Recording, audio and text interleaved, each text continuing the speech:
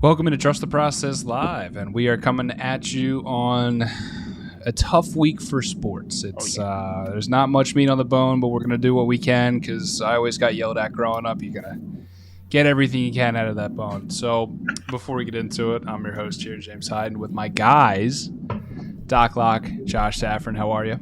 Oh man, I'm tired, man. It's been a long week. It's been a long day, but we had to run this up. It's been way too long. We've missed a Harden trade. We've missed the big game.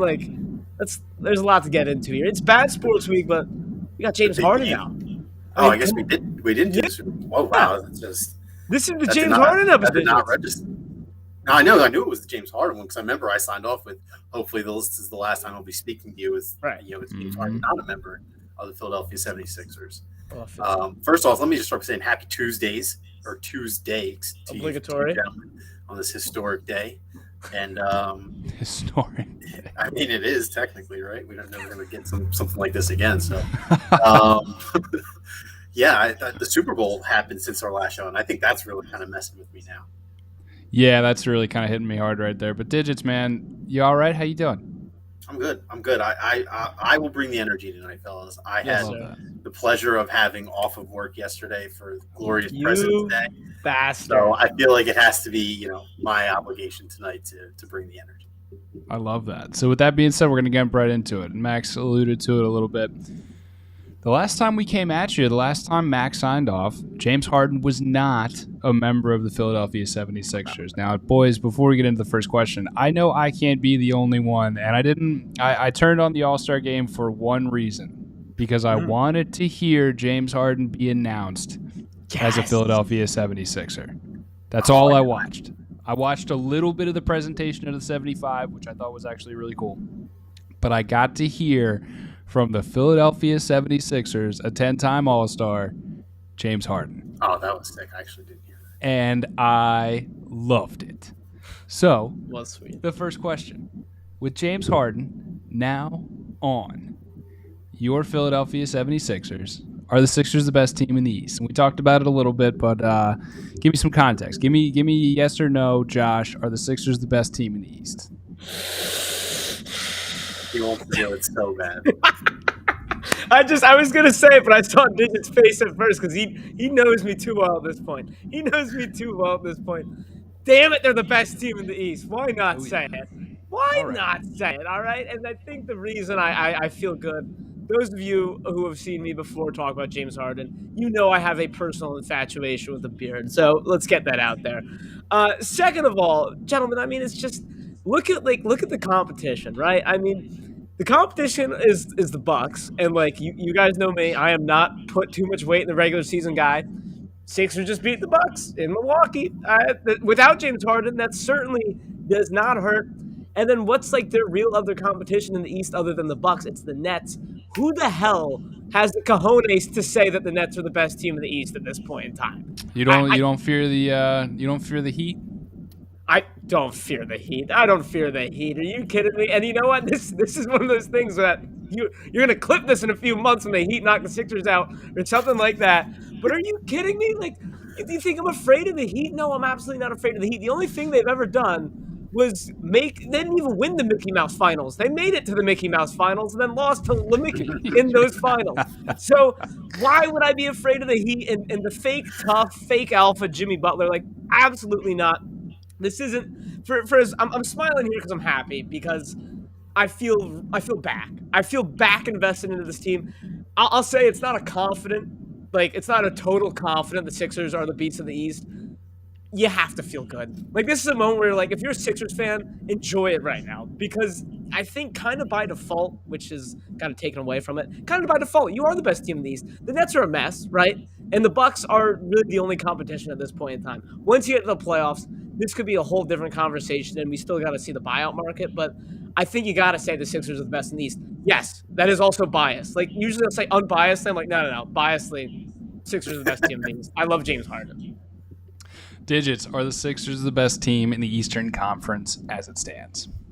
I think that I'm cool with putting them tied with the Bucks. I think it's a clear 1A, 1B. I'm going to default to the Bucks because they have the track record, they have the tenure together, they are the reigning champs. but I think it cannot be understated how impressive a win it was for the Sixers to go into Milwaukee and come out of there with a clean victory. I mean, yes, there were times where the Doc River rotations showed up, but for the most part, even guys like Yang and I don't want to say it, like Korkmaz, like he didn't have a great plus minus, but I thought he was more impactful than that showed. I mean, obviously, like Embiid was incredible. Maxey was, I mean, that was the Tyrese Maxey game. Like that's why he was never on the table for any potential James Harden deals, because when James Harden doesn't play, Tyrese Maxey can go out and put up probably the best game of his career. Is it fair to call it that? 42, 15 rebounds, like. On the road at Milwaukee, like to me, that's the best game in his career. So like on that point, I don't know. I mean, he's had some pretty good individual standouts with like other guys being out. Like in terms of meaningful games, like maybe not individual stat line, but like his actual impact on beating the Milwaukee Bucks, I'll give that to you. Yeah, and that's a game where Embiid played in as well. Like usually the games where he explodes with points are games Embiid's not in. And earlier this year we saw him explode in games without Embiid and Harris, both of which. Who played and Harris and Tobias played pretty well in that game too. Was making his threes. I mean, that's really all. If this team just like makes threes consistently, right, which is always easier said than done, they can do that to any team, right? Like it's not easy to go to Milwaukee and do that. Like they want a high scoring shootout game at Milwaukee. Like those are the kind of games Milwaukee tends to win. Like Milwaukee's easier to beat when you can frustrate them offensively. Like when they're able to score 100 and I guess what they finished with 115. My bad. I don't know how that happened. If I was never on loud.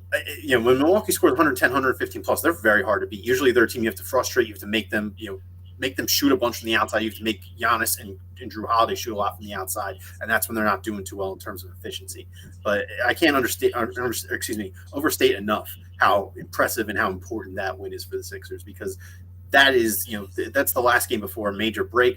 That's the vibe through the locker room, is that we just beat Milwaukee in Milwaukee, and that's just been going to sit there and resonate for the next, I guess it's 8 days between games at this point. And so, go ahead. Quick point. I don't want to move off the Milwaukee game just yet, because I want to point out two things. One, Tobias Harris, all right, is such a bum. I mean, let's not let James Harden getting on the team distract us from how much of a bum Tobias Harris is. Like, seeing him give Giannis the Ben Simmons treatment. Do you guys know what I'm talking about? One play, Tobias Harris gave Giannis the Ben Simmons treatment and just said, take the three. And of course Giannis nailed the three. And then he nailed like the next two, I'm pretty sure. Like, God, Toby, he's a bum. I mean, in his defense, it's like, do you dare him to post you up? Like, he has zero chance. If he's trying to play him man up. Like, I think that is kind of the right play. Yeah, but don't give him like my big issues is that we can't. You can't give him like 8 feet of space. It was the Ben Simmons treatment for Giannis. Yeah. I mean, come on. He's at least willing to take it.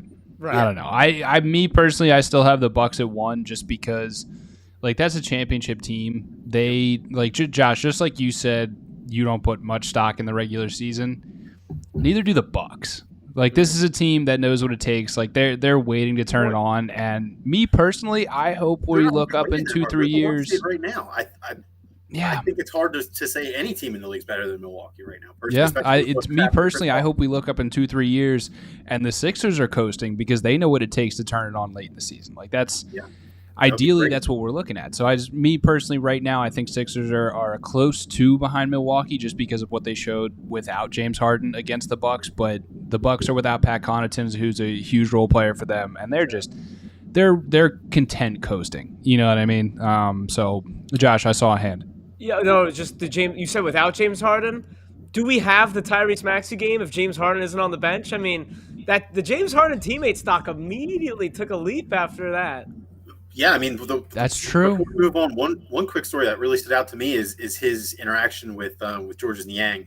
When Niang lost the ball in a drive in the first quarter, Harden tells him, "Dude, what are you doing? You're a 3-point sniper. Like, whenever you touch the ball, shoot it." And that's what he did. Niang goes, 5 for 10, 6 for 10. So, I mean, he was impactful in that game. I can't believe I didn't mention him. I mean, he was probably the big X factor reason they're able to win that game is how well he played and really how well he shot. I wonder if he can like prod the corpse of Danny Green and like get something out of him. You know what I mean? Like even just a little bit, because Danny Green is giving us nothing at the moment. I think Harden needs to go to show some like. Well, I can't remember when he's on the Rockets. Say, you see that PJ Tucker guy in the corner, Danny? You go do that. All right, nothing more. You sit in the corner and you take your three. One positive spin zone on that before we move on.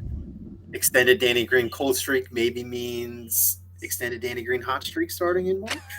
That seems to be how it goes. Maybe. It's just like I'm worried because the ups and downs usually are timed about right. So if we get the hot stretch towards the end of the regular season, we're going to get another bubble Danny Green.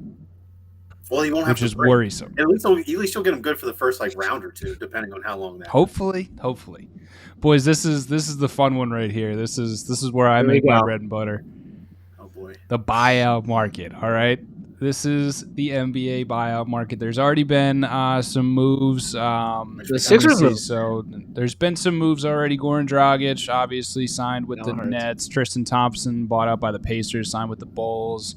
Eubanks, 10-day contract with the Trailblazers. DeAndre Bembry, the pride of St. Joe's, released by Nets, signed with Bucks.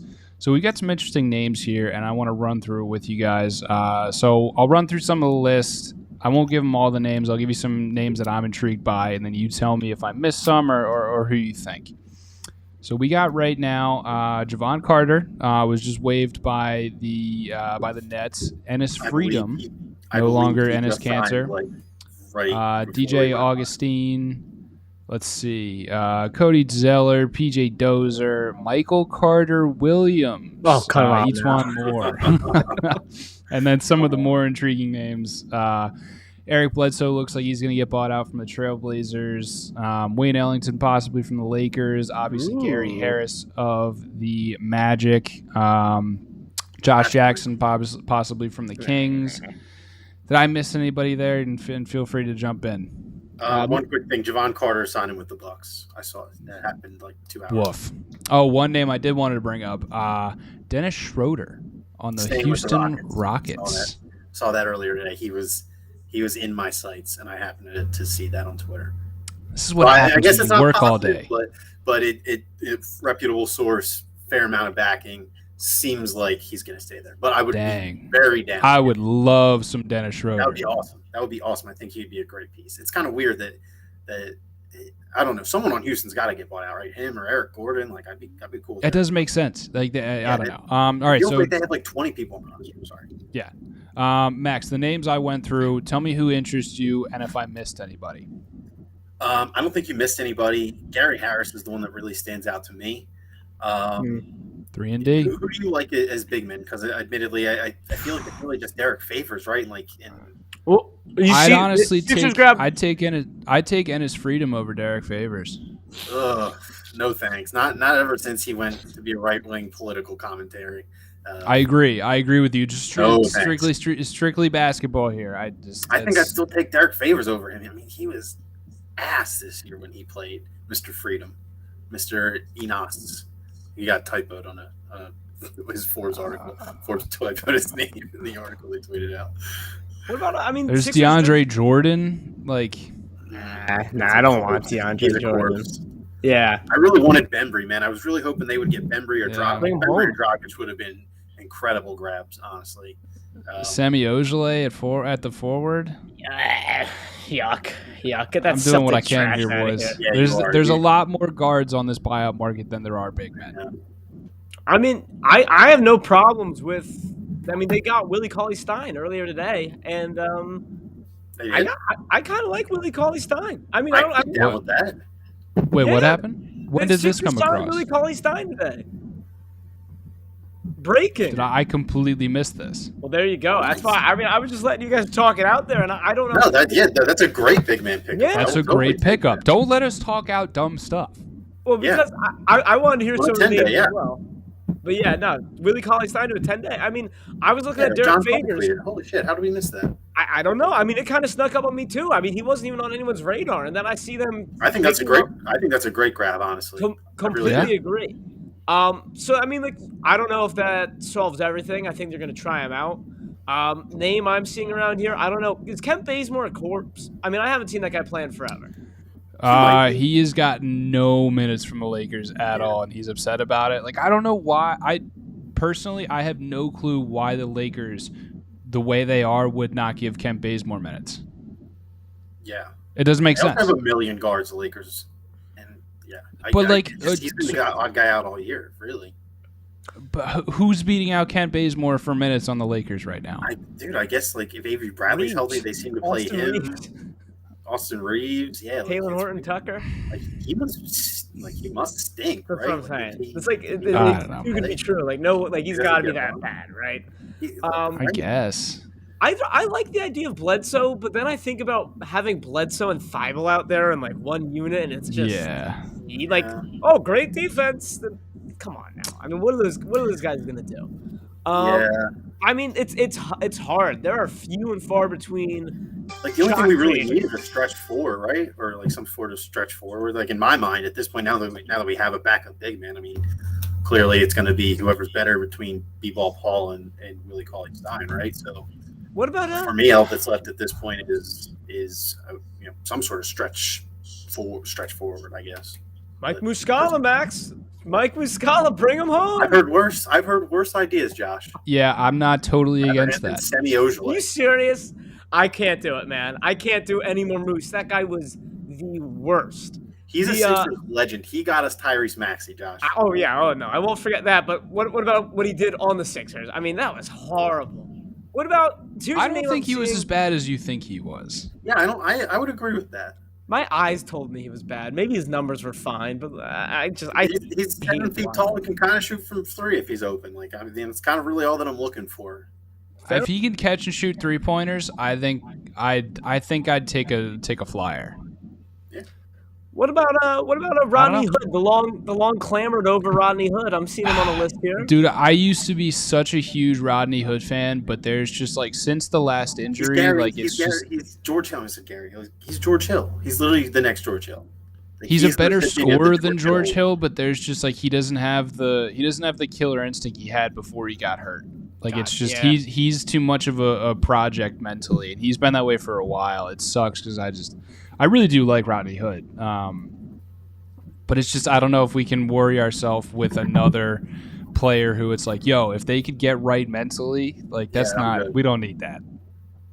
I'm good on that. We don't need that. The Nets scooping up Dragic just really sucks. That was the obvious one. That was the perfect one. I mean, look, I'm not scared of Dragic being on the Nets necessarily, but man, that would have been such a good piece. So it's tough. It's tough, man. I think, Max, you said it. I think they need a good stretch forward, but I'm look at these buyout candidates. I mean, nobody really checks that box. B-Ball Paul, we'll just have to ride with him. Is that a confident ride? No, but I don't want Moose. I don't want friggin' Derek Favors. I don't want any of these guys. I mean, yeah, I'm out on Derek Favors now that we got Willie Cauley-Stein. Derek Favors. Yep. I think it's annoying just because the Nets suddenly went from having no depth at all to being a deep team. I don't know. That's what kind of bugs me. Well, all these guys are getting a whole lot of experience. That's for sure. A lot of minutes. Yeah. Question number 3, gentlemen. At some point in time, what do you forecast the Sixers playoff rotation will look like? So let's do this. You can shrink it to any number you want. I'm gonna let you open it up to the 11-man bench Doc Rivers had last year, or you can shrink it down as far as you want to go. Okay, Sixers playoff rotation. Let's have some fun with this because this actually you can get kind of crazy with this depending on how you want to attack it. So Max, what's your playoff rotation look like? Who's in, who's out? Okay, so let's do this real quick. So it's going to be Harden, Maxey, Thibault, Harris, and Embiid is the starters, right? We agree? Yep. I agree, but I don't think everyone would agree with that. I think someone would have Danny start over Thibault. Okay, fair enough. Then whoever's not there, I think it's going to be Thibault at this point. I would do Thibault personally. Yeah. Okay. I think I'm gonna go definites from the bench that'll play will be Danny Green or Thibault, whoever doesn't start. And I think Niang will end up as a solid rotation piece for us. I feel like that's kind of why he was signed ultimately. It seems like he has kind of eased into things throughout the year. It definitely seems like he's been improving as the year's gone on in terms of his consistency. But then, it's got to be one of B-Ball Paul and now Willie Cauley-Stein, right? One of them has to be in the rotation. There's no way you can play Embiid 48 minutes a game every single night. So there's one big man, and I don't know. I guess ultimately it kind of feels right now that it'll be Shake, right? Because he needs a backup like ball handling. Dude. And he is a much more capable, like 3-level scorer. Why are you shaking your head? As in me? Josh. Yeah. Yes. I mean, listen, it's like Korkmaz, right? Like one of the two of them is going to be the one who's like the backup ball handler. No. And no, we're not discussing this. Shake Milton gets those minutes over Furkan Korkmaz 20 times out of 10 and 7 times on Sunday. This is Josh. Are you gonna? Listen, and I will have my turn. And when I have my turn, this is about Shake Milton. It is your turn. Renowned Shake Milton fan, Josh Safran here. I mean, I love Shake. What have you done for me lately, Shake Milton? Like, this guy has not shown me anything. Where I'm like, okay, Shake, go run the second unit in the playoffs. Like, and I'm not saying Furkan Korkmaz is there. It's just, it's a scary prospect. And like, I don't know who else will do it. George Hill couldn't do it last year, right? So like, I'm shaking my head about that. I will now take my turn on the rotation. Digits. I agree with your starting lineup. I would also have Thibault in there. Let's see, where are we at? Does Paul Millsap, is he done? Is Paul Millsap done? Oh my God, I totally forgot about him. Exactly. What's the deal with Paul Millsap? I think you kind of have to play him. I mean, he was averaging, I think, either 9 or 11 points before he got hurt. So, like, you need rebounding from somewhere. Yeah. Let me throw this out there, fellas. Let me throw this idea out there, right? Because I think, and we'll see how this goes through the rest of the season, how Maxey and Harden play together. What's the thought of kind of staggering Maxey when it comes to the playoffs as kind of a guy to run the second unit? Not like strictly, like he'll play a little bit of the starting lineup. But my biggest concern with this current roster, right? It's hard to talk before the buyout, but I can't trust Shake Milton. I love Shake Milton. Like, unless he takes big leaps in this next 24 games or however amount of time they have left in the season, I cannot have Shake Milton running that second unit in these playoff games. I have to have Tyrese Maxey running that second unit. Now, I don't know what that does to the starting lineup because we all agree Maxey deserves to be in the starting lineup. Do you end up playing like Niang or Danny Green in the starting lineup just to get another shooter and then kind of work Maxey? Banners, what are you thinking? So that's where I'm going. Okay. I'm going the small forward to me is a rotating piece. With Furkan to me, Korkmaz honestly, being a part of that rotating piece. Right? I want to jump through the screen right now at you. Come on. To me, I'm honestly in a 7-game series. I think I'm starting George Niang the highest percentage in the starting 5. And I think the staggering piece that you brought up, Josh, there is going to need to be one of James Harden or Embiid on the court for pretty much the entire game. And to me, Shake Milton's your 2 on the bench unit. Okay. That's like ideally where that fits. And you have Danny Green play the small forward role. And then Matisse is like the Brock Holt of this lineup. He's the super utility guy where like he goes wherever, whenever, and just has to be okay with it because let's be honest, he's not there to shoot. He's not there to slash. Even though I mean, I you know what we talked about Tobias Harris missing open layups. Matisse, man, like I need you to. You know what? No, you're there to defend. So it's going to be very, very interesting and. The Paul Millsap thing is now actually very intriguing because so the starting 5, Danny Green, Shake Milton, Paul Millsap. I mean, you could really tell me that it's 9 guys, and I feel like that would make sense minutes wise, I guess. Like, does that, that seems too big to me. I don't know why. That seems like too long of a bench. I mean, you say that now, but let's be real. We saw what Doc did last year. Like, it's going to be 9 at least. Like, just I feel like that's just being realistic until maybe the finals you change it up. But to start, it's going to be 9. And I want to go on record and saying Furkan Korkmaz does deserve some minutes in the playoffs if the situation calls for it. If the situation calls for it, he gets hot, Manners. He gets hot. If he's not hot, you yanked short leash. You're crazy. You got to pop the cork. Oh my God, I'm so over beating my head against a wall with that. All right. There's Hey, going to be so one FurCon game in the playoffs, Banners. You know it. 20 bombs. I will happily eat crow if that happens. I am just like, so like you guys can bake it up, like feed it to me. I will happily eat crow if that happens, but I can't do it anymore. Let's see. Before we talk a little bit of football, because like we said, we kind of missed the Super Bowl somehow. James Harden debut Friday night. All signs are pointing towards that. So this is Harden week.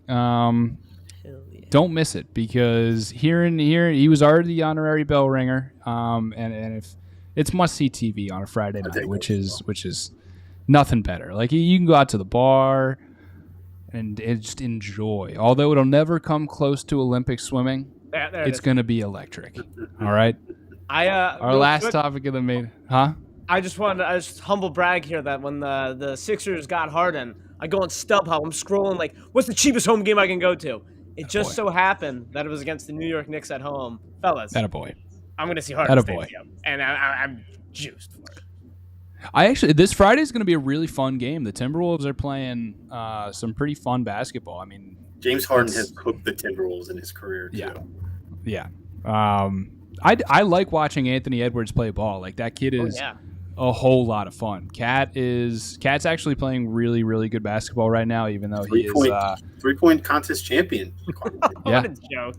He was on a roll in that too. He was hot. Yeah. Let's see. Last question of the main event here, boys. Based on the Super Bowl, which path should the Eagles try to follow? The Rams, and obviously the Rams path needs no introduction, but I'll do it anyway. The Les Snead F the Pick shirt that's been going around. The whole strategy of mortgage the future for now, or the Bengals build through the draft and hope you get lucky, because let's be honest, there was some luck involved with the Bengals. Having all of these things fall their way, and Joe Burrow panning out and returning from an ACL the way he did. So let's see. Who'd I go to last? Josh, are you going F the picks, or are you going build through the draft? As tempting as it is to say F the picks, I don't think that's what this city is made for. And like, that might sound stupid because it's like, wait, Howie can't draft. This team has consistently had success with free agency. But, I mean, look at last time Eagles said F the picks. They won the Super Bowl. It was great. Eagles fans have been so pissed off for the last 3 or 4 years since the Super Bowl. Like, even all after all that, just give me one Super Bowl and I'll never complain. It's like, that's not the case. Like, we need continued success in the city. And I think you really have an opportunity to do that. And I'm not saying, wait 31 years for your next opportunity like the Bengals. It doesn't have to be that extreme, but I do think the Bengals are a good example of exactly what the Eagles can do. And listen, the Bengals got Joe Burrow, right? So I think that's like the main difference here between the Bengals and the Eagles, but keep it simple, stupid. Use those draft picks, build a good team. I'm not saying like don't get any free agents, but like we've talked about the Bengals before, like that Trey Hendrickson signing, you know what I mean? Like pieces like that, and that's what Howie is really good at. So you got to hit on at least a couple of these draft picks. If you want to trade one of them away, fine. But I think the Rams have got a lot of people, especially, Eagles fans, enamored with this F the picks idea. And let's go get Russell Wilson and run it. And like, no, I've seen that too. It's ridiculous. I want to put a stop to it. Like, come on. They got players. This has nothing to do with Jalen Hurts, by the way. I just want to put that out there. I'm going to put that aside for this topic, but you got picks. Let's build a team. Let's build it the right way. I think this is the first time that like I could have opened my mouth and like the exact take that Josh just said could have came out. Like this is the first time that I like verbatim fully believe what Josh said. This is still we're not going to revisit the Sabonis debate. We won't do that right now. Max, are you going after picks, or are you going through the draft, huh? So I think that, when you look at what the Eagles need to become a truly championship caliber team, I think we would agree that they're probably like a little farther away, like all things considered, on defense, I would say. And I think that kind of also, you would agree? Okay. Yeah. And I think that, you have to kind of look at what's on the table, right? Like if you look at if the Eagles are a fork in the road into this offseason, right? The 2022-23 offseason, right? What is there available on both sides of the ball in terms of free agency and in terms of the draft? Well, there's certainly not a whole lot of offense available on either front. So as far as I'm concerned, and in my mind here, the stars are aligning. You need defensive help, And this first round is going to be full of defensive talent. I mean, we're talking 3 cornerbacks in the top 15 to 20. We're talking multiple edge rushers in the top 10. Like, this is going to be a pretty defensive heavy draft. There's also 2 linebackers projected to go in the top 10. Like, there's no clear cut, there's not even a clear cut top 5 quarterback in this draft, which feels almost impossible to say in the modern day NFL. So for me, you have to use the picks here, right? Like you have such a unique opportunity to fill multiple holes with potential like perfect fits in the draft, like in terms of big board X, best player available, in position of need, right? Like your billboard, everyone else's big board and your positions of need, right? So I think this presents a really unique opportunity for the Eagles, and this can fast track them to becoming a contending team again, right? Like, look at the 49ers. Like the 49ers, like they did it with running, and they did it with like a really dominant defensive front and really killing opposing teams' running game and really helping out their battered secondary. And like, I think the Eagles still have some things to prove in terms of what we should do before we consider them at the level of the 49ers in terms of coaching and execution and personnel to an extent. But I think there is still a clear formula that if you have a really good defense and a really good running game, you can make deep runs in the NFL. And I think right now that's the Eagles' quickest path to being a true contender, is having a lights out defense filled with young studs and a lights out running game behind a still productive yet aging offensive line. Smash Mouth and potentially could improve. Yeah, exactly.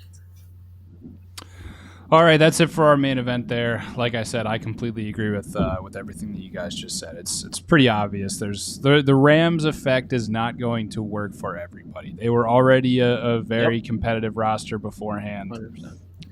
You're not going to see many teams trying to swing for the fences in general. Like there's no marquee offensive difference makers in the draft. There's no, I don't know. As of right now, it doesn't really feel like any marquee offensive players are going to be on the move. Like, I don't know. Maybe if Aaron Rodgers doesn't come back and Devontae Adams' move could shift that, but I don't know. It still feels to me like he'll end up back somehow. Yeah. All right. Before we get into our second half, we got to tell you about our friends over at PHL Sports Nation, Philadelphia Sports Nation, covering all your favorite Philadelphia sports teams across all social media, blogs, podcasts, everything else. Check them out. PHL Sports Nation, PhiladelphiaSportsNation.com. Like I said, Philadelphia Sports Nation, enhancing your Philadelphia sports fan experience. So, boys, we're going to do our favorite segment of all time, favorite segment of the week. We're going to change it up a little bit. No longer football, and I like that we're continuing this, our NBA trade deadline winners and losers, because we just have to tell you who won. We just have to tell you who lost. So we're going to go around losers first, and I'm jumping in first. I'm going to do it. My loser of the NBA trade deadline is Domantas Sabonis. That is the big loser of this deadline. My man deserved to be on a somewhat competitive NBA roster, and he just got shipped off to the basement, to the drudgery of the NBA, and whatever that team is out in San Francisco or Sacramento. I don't even know if they're can be called the Kings anymore, just because of how they operate. So Sabonis, man, you deserved better. You really did. I'm sorry. Hope for an amicable ending, and you walk when your contract's up. But yeah, Doc Locke, who's your loser of this NBA deadline? There's a couple places that I could go here, but I think I pinpointed one, and it's just the national media, because they seem to have completely forgotten everything about Ben Simmons. Like, having to hear the idiocy that's spewed from all these hot take shows about, for some reason, it seems like 85% of the world think the Nets won the trade. And it just seems like 85% of the world, and I'm sorry because it sounds rude, but Ben Simmons does not have mental health issues. Like, it's just so fake. And this trade deadline, made people be like, oh, Philly fans were just so mean to Ben, and he's getting a fresh start. It's like, oh my God. I just, it's so annoying to hear all of that, and people just forget that Ben Simmons is who he is. This guy literally just sat out, and why are we expecting him to become this different guy in Brooklyn? The national media drove me crazy. You know what? Second loser is also the Celtics, because they made 8 moves, and I don't even understand. I don't even know who I don't know who Derek White is. I don't know who Derek White is. Josh, that's an L take on your part. That's a really bad take, dude. What do you They're mean? my winners. Derek White has been hooping. Derek White and the Daniel Celtics. Tice are going to be really good for that. I don't think they're good enough to make noise in the playoffs, but I think the Celtics got better. Boys, they're really good. I agree with Max. I don't think they're like the Sixers, championship contending moves, but they're good moves. Then what? The Sixers got James Harden, and the Celtics were like, "Oh, we made 4 trades, and we got Derek White. Yay! Look at us, hang a banner." Like, I don't know. It seemed like a very loser trade deadline from the Celtics. I love that you're letting your bias against the Celtics influence that, and I don't want you to ever change. Yeah. Max, who's your loser? Wow. Who is my loser? Josh totally just rattled me because I just had to switch gears and defend my winner on the spot. Who is my loser? You guys do your winners because I just did my winners, and I'll give you my loser. Fair enough. So the Celtics are your winner? Celtics I had as my winner because I knew obviously I wasn't getting the Sixers. I think it's fair to say the Sixers are the big winner of the trade deadline, but I wasn't going to get that, right, if we did this in order. So I was going to go with the Celtics because I think Derek White gives them a very solid ball handling option that, like, it seems like Tatum and Jaylen Brown are in the limited sample size are starting to mesh with that. I think bringing back a familiar face in Daniel Tice with a new coaching staff and, quite honestly, a lot of turbulence in that locker room. There's been a lot of talk about breaking up Tatum and Jaylen Brown, both of whom have been vocal about not wanting that to happen. I think bringing back a guy like in Daniel Tice, who has a lot of ties with them, with Brad Stevens, and therefore kind of integrates pretty easily with this new coaching staff, kind of gives them a little bit of stability. I actually thought that was a really underrated move for them. They did it to give up a first-round pick for Derek White. Not great, but I think that they are trying to make moves that show Tatum and Jaylen Brown that they're committed to the two of them, and I think both those moves did that. Yeah. So my winner is I'm just taking the opposite side of that trade. It's the Pacers. You kidding me? The Pacers are like they were going full rebuild. This was like was a self-destruction. They didn't go full rebuild. They didn't like all the way commit. Even though Karis LeVert getting to Cleveland could also be considered a winner. But the Pacers getting a Kickstarter rebuild with Tyrese Halliburton, like you swindled the Kings, which like I just don't know how somebody in a losing position can get like swindled. Like it's usually the opposite way around, but I don't know. So the Pacers, you're jumpstarting your very necessary rebuild with Tyrese Halliburton. That is a huge win, and I'm really upset. Although I'm not saying I would take Halliburton over Harden, but it does suck that we have to watch Tyrese Halliburton probably in a Pacers jersey for the next 10 years. Be very, very good. So, Josh, who's your winner? Honestly, Pacers, I totally co-sign it. So I'm quickly pivoting. Kind of like this wasn't a sexy trade deadline, aside from James Harden. The Pacers move was the big one. Kristaps got moved, like big whoop. Yeah. So I think my dark horse winner, because it's the Sixers, but I'm not going to say that. The Clippers. I mean, it's pretty simple. They got Norman Powell, they got Robert Covington, and they gave up nothing. They gave up Bledsoe, who's going to get bought out, Justice Winslow, who's okay, Keon Johnson, and a second-round pick. Like, that's a win. It's nothing crazy, but that's a win right there. It's a W.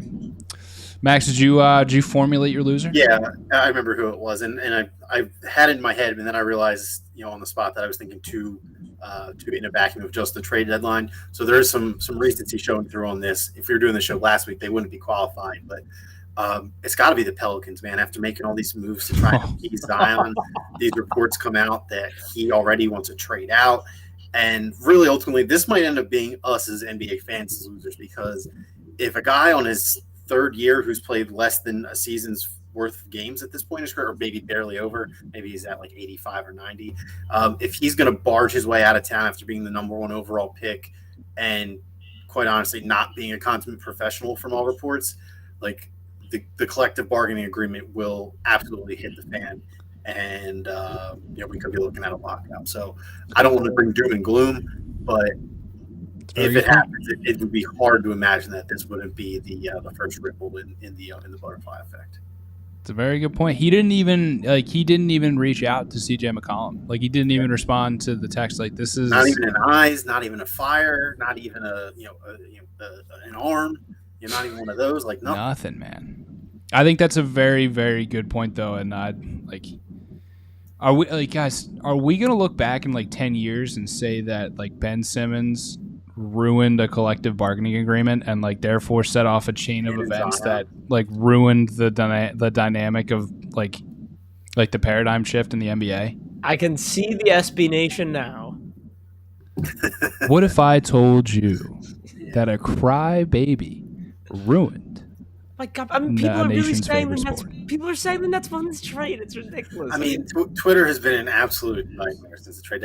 I literally saw one of those Nets fan accounts post Ben Simmons Summer League highlights saying, "This is the guy the Nets just." That's what I'm saying. Like, oh, come on, he's been there. From 3 years ago, brother. Come on, man. That's more than 3 years, isn't it? That's like way more than 3 years. That's way more than. That's 5 years, dude.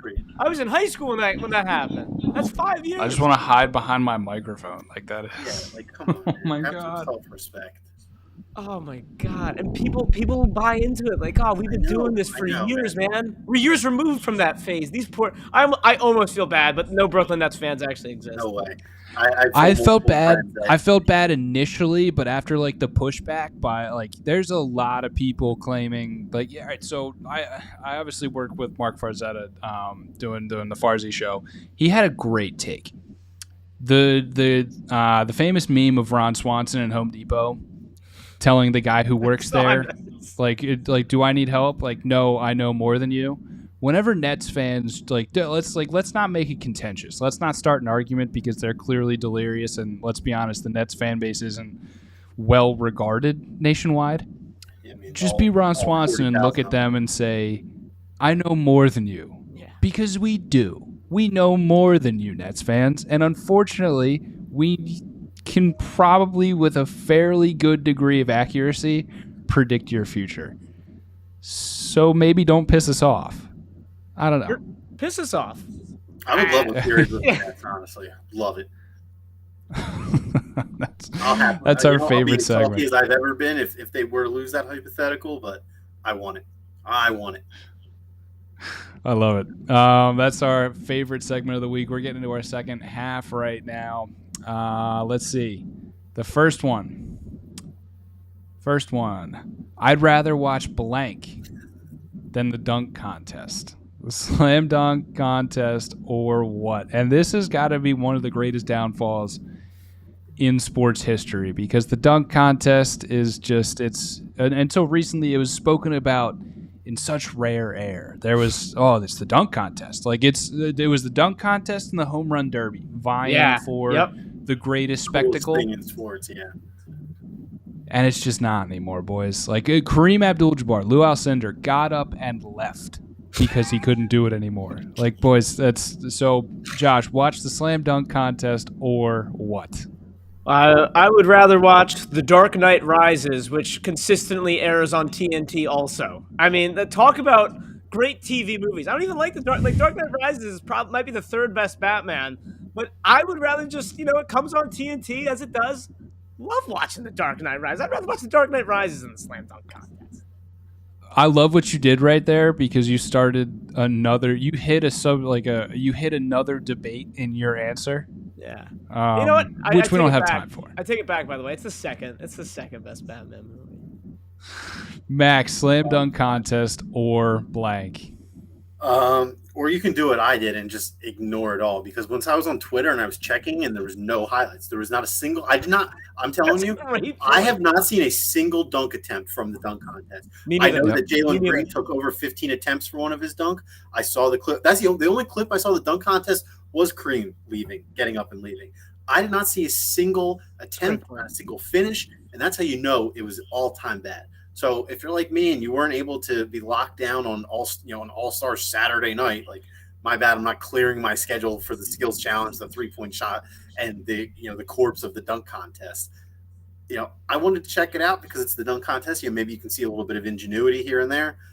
This year must have been as bad as it seems because I didn't see a single attempt, let alone a single made dunk.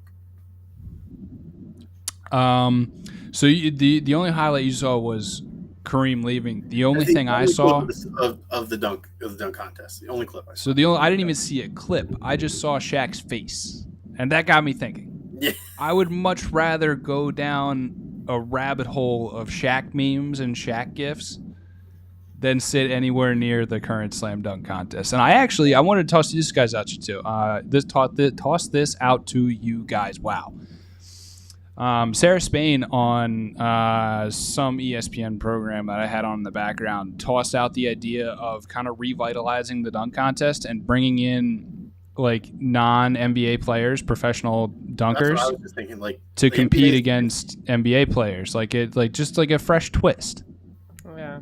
I mean, I just think the only solution is you get Levine, Morant, and Anthony Edwards. Like but they don't want to do it. Well, then, yeah, I know. It's just it's stupid. I don't know. I mean, it's not a bad idea. So if they don't want to do it, do you just end the dunk contest? Is it over?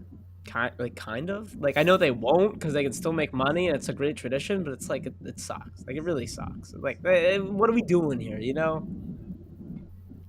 Woof. Such a sad day. It is a sad day. It's a hard truth. Here's an impromptu idea I just had for the dunk contest. I'm sure I'm not the only one who's thought about this, right? Dunk contest has been going on for a while. It's pretty hard to be original these days, right? Would we all agree? No, that's a really good point. Where you're going. I like where you're going.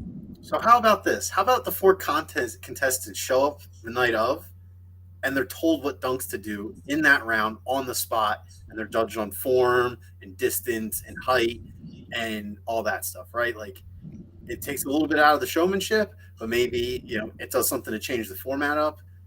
Just an idea I just had on the spot. Maybe like the judges like pick like some of the famous dunks throughout history and see if they can recreate them. You know what I mean? Like, they're not going to be able to, but at least it's something. I don't know. It's like movies. Like, everything's just sequels now. There's no new movies anymore. There's no new dunks. Like, let's call the whole thing off. Yeah, I heard like an argument that the Cole Anthony dunking in Tim's was like some like revelation. Like, I get it. I'm not from New York. Like, I get I won't understand that, but like, if it only appeals to a city, not even a full state. Like, I don't. What's the Cleveland equivalent of Tim's? Like, that's what you got to dunk in if you're trying to be a showman. He plays for Orlando, and in the dunk contest is in Cleveland, and he makes it New York. Yeah, what are we doing? Yeah, like, so forced. I don't know. I get I won't understand it, but I don't know. Oh man, next question here. RIP the dunk contest. Oh, this is such a sad day. I'm blank that Dragic is a net instead of a Sixer. Max. I don't want to say sad. You know what I mean? Like, I guess I'm mildly disappointed because he would have been such a good fit, and it always sucks to, see him go to a direct rival. And does he really think the Nets are that much more of a title contender than the Sixers? I mean, if that's the case, then screw Goran Dragic. And in that case, I'm glad that Goran Dragic is a net and not a Sixer. If he doesn't want to be here, leave him in Brooklyn with all the fake fans. Love that, Josh. You are blank that Goran Dragic is a net instead of a Sixer. I'm with Max. But I'm flustered. I'm flustered that Dragic is a net instead of a Sixer. One, because I'm like, why? Like, why would you do that? Like you're saying, like, okay, like go be on the Nets, buddy. Like, see how that works out for you with Kyrie. Like, come on. And then it's a little bit. I'm not like worried, right? It's not like, I think I said it earlier. Where I'm like, oh no, like, this really changes how I see the Nets. But it's like, damn, like that. Like it's frustrating. Like, I don't know if Morey took a well-deserved break after the whole Harden thing or something like that, but it's like, man, this would have been the guy, because we did the whole buyout segment earlier, and we're kind of just throwing out names and seeing what sticks. I didn't feel like much stuck. So Dragic would have been a guy I love to have, but I'm not like I'm flustered, but I'm not like, it's not a be-all. I think I'm having fear of missing out. I'm having FOMO. Like, it's like I don't know like I don't know what's wrong, but I know something's wrong. You know what I mean? Like, I just want to like. The Nets suddenly turned out to be a deep team, and now I'm like, oh, I wish we were a little bit deeper. Like, I wish we could have kept one of Seth or Drummond. Like, there's something in my gut that's just like, hold on, do something else. So I'm having fun. Average guards now, like no disrespect to Steph Curry, but like we all agreed a couple weeks ago that him and Patty Mills are essentially on the same level as a player overall. Like, Dragic has been, but that was under the context that we were getting Patty Mills back. Oh, that's true. You're right. Now that Patty Mills stayed there, he's way worse than Seth Curry. Shit. Okay. My bad. The math doesn't add up in my head. Oh boy. Let's see. Next question. I like this one. Let's see where this one goes. seeing Brian Flores as a linebacking coach leaves me blank. And for those who haven't caught up on it yet, Brian Flores was hired as a linebacking coach and I think pass rush specialist by the Pittsburgh Steelers under Mike Tomlin. So Josh, seeing Brian Flores getting hired by the Steelers leaves you blank. Oh boy, bear with me here, right? Okay, ready to lock in. Seeing Brian Flores as a linebacker coach leaves me feeling like a plumber. What the hell? What the hell is he saying? I clearly am not a plumber. I would fix a leak by slapping tape on a friggin' pipe, right? That's what this is. The end of this, Brian Flores being the linebacker coach of the Steelers would be like me being a plumber, because quite frankly, it doesn't do jack shit. Making him the linebackers coach isn't even like putting duct tape on a leak. That's like putting scotch tape on a leak. Like, I don't know what I'm supposed to do with this. Like, I feel like this is kind of like trying to appease him and appease everyone. Like, look, we still gave him a job. Like, you don't have to be mad at us. And like, general public, we're the NFL. We do value minority coaches. Like, Brian Flores is a linebacker coach for the Steelers. Like, that is nothing to me, right? To me, it just seems like such a half-ass solution to a major problem, which is to me, you're slapping scotch tape on a major leak here. Max, what are your thoughts?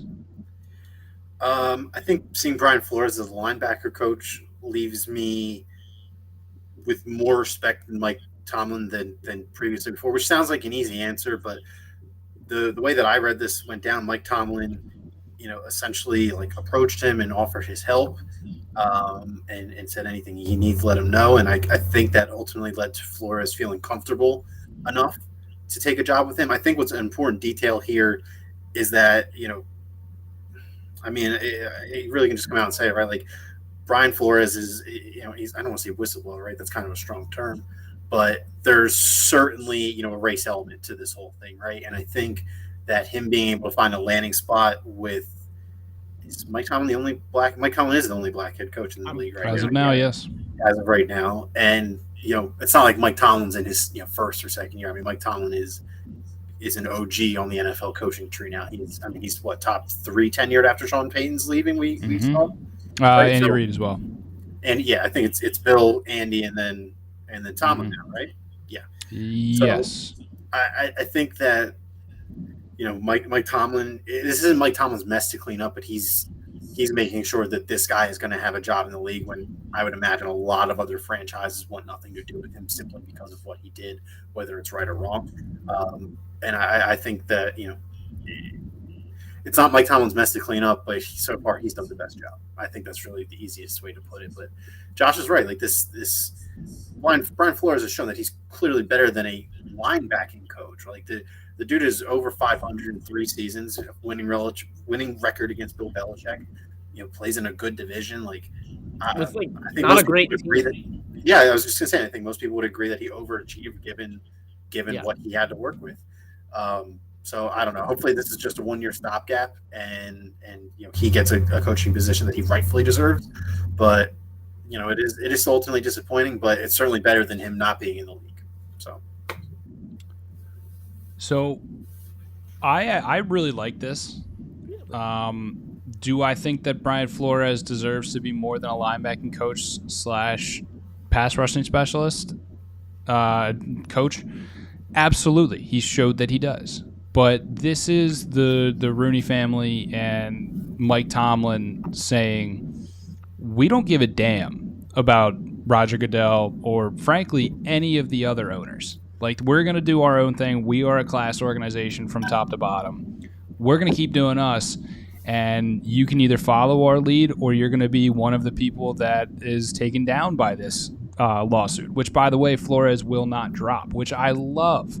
I love that he's not dropping the suit, and I love that Mike Tomlin and the Rooneys are co-signing that. By effectively, the Rooneys, by allowing this to happen and encouraging this, are co-signing this against the league that they are a part of. I absolutely love that. I want to see more organizations take on that stance because there are owners in this league like Ross down in Miami that deserves to have the team repoed from him. Like, this is I think this is one of the more stand-up moves from an organization in recent history. So, Max, like you said, hopefully this is a one-year stopgap. Hopefully the case goes over well and affects some meaningful change in the NFL, and Brian Flores can take a job that he deserves. But this is no doubt a middle finger to the league from both Mike Tomlin and the Rooney family, and I love it. I love that. So I want to see how this plays out. Jesus. Look at me not turning off my notifications. What's going Last on? question here in the main event.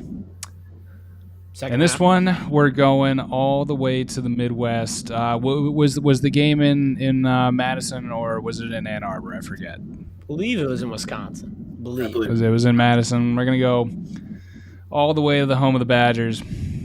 And the recent outbreak at the end of the Michigan Wolverines versus Wisconsin Badgers basketball game. Ooh, all right. Max, I'm coming right back to you, man. I'm sorry to put you on the spot. Juwan Howard's punishment from the NCAA was blank to the crime. It was fitting. I believe it was 5 games the rest of their regular season. Yep. I think that's the perfect amount of time. Sure, things got a little messy, but it wasn't a full all-out brawl. Like, one arm motion was thrown. It was kind of just like a closed hand, like cup smack thing. Like, it wasn't a full punch. It's like a cat claw. Yeah, kind of. I don't even really. It was more like, it was almost like a club. It kind of like I don't know. Whatever that was, I think is appropriate to 5 games. Sports, you got a little bit of drama. There's a lot of energy out there. Like, nobody was seriously hurt. And let's be honest here, the NCAA with the reputation of our programs, and come on, man, cut the bullshit. It's good for ratings. It's getting everybody talking. It's a perfect lead up to March Madness. If these two play again in the Big Ten tournament, we're going to see that clip, and it's going to be talked about a trillion more times. So I think it's fitting punishment to the crime. Josh. Yeah, I fitting, appropriate, you name it. It was. I am totally with you, Max. I'm surprised. There's been a lot of debate on the Twitter sphere, the Twitterverse about this topic. People want them to get banned and all this. Like, people want to get fired. I mean, Jesus. Yeah. Dude. And there's 2 things I'll say about it. One is, it's like, this doesn't excuse it. Like, the guy's a former player, right? And I've talked to Aaron McKee before. Like, when he first got here, like, McKee was very open. He's like, sometimes I don't know how to coach. Like, I'm starting to stand up and, like, get all down. Like, Juwan Howard still clearly has, like, that player fire. That's not, like, an excuse. Mm-hmm. You saw Penny Hardaway a couple weeks ago go on, like, a expletive-filled tirade. And, look, I didn't really like it. But since then, Memphis has been playing their best ball this season. Who knows if this is what Michigan might need if our guy Phil Martelli, St. Joe's own, who will be taking over Michigan now. But, I mean, listen, here's the bottom line with Howard. The second point where I think it's fine is it's like, Michigan had a horrible year, right? Like, he might get fired for other reasons. Like, that's the free market at work. From the few economics classes I've ever had, it's basic feedback loops here, fellas. I mean, come on. If you don't win, you lose your job. So forget about, he swiped at him. Look, obviously it's a bad look, but I think 5 games is perfect because you still have a chance to, if you want to have a magic run, to have that magic run in the conference tournament or something like that. So I think it's fine. People think should get fired or just, I don't know. I hate to be that guy, but these kids are getting soft. You know what I mean? Like, let's be honest here. Was it bad? Sure. Should he get fired? No. Let's relax. Yeah, I'm gonna say you shouldn't get fired, but I think the punishment was a little underwhelming for me. I think truly, to me, he should have been suspended for the postseason as well. I don't think if they end up in March Madness, I don't think he should be there. But I definitely don't think he should be at the conference tournament. To me, it's kind of, I have to separate it from basketball a little bit because sure, like the person who grew up playing competitive team sports would say like that's a guy I'd follow into war, and I think that's how a lot of people feel. That's awesome. But to me, I have to separate the two, and this is a guy who has went into, at this point, countless living rooms with kids and their mothers and their parents and told them that I'm not just going to make him a better basketball player, I'm going to make him a better man.